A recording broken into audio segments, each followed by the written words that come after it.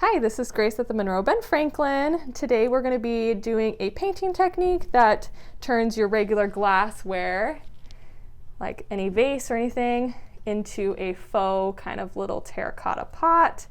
You can use any color you want, kind of just gives like this nice little clay pot texture and a really ultra matte finish.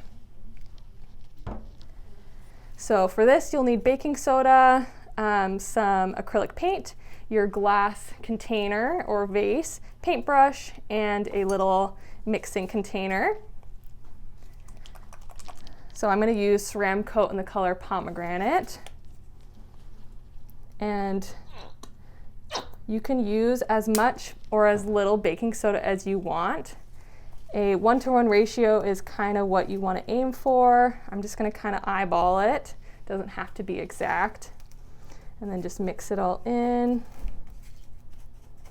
The more you use, the more chunky it'll kind of be, and the more texture you'll see on your pot.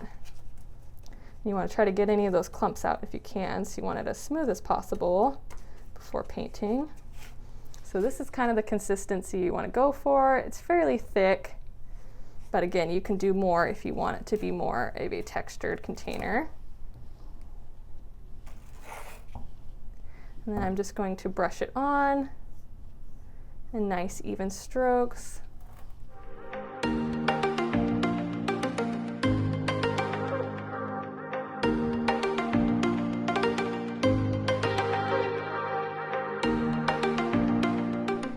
Once you have a nice even coat, you want to let it dry, and then you do a second coat.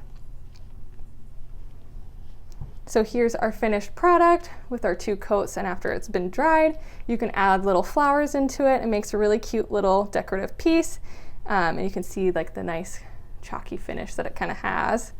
Makes it look like a cute little terracotta pot. I hope you guys have fun and enjoy doing this fun little craft, and we hope to see you soon.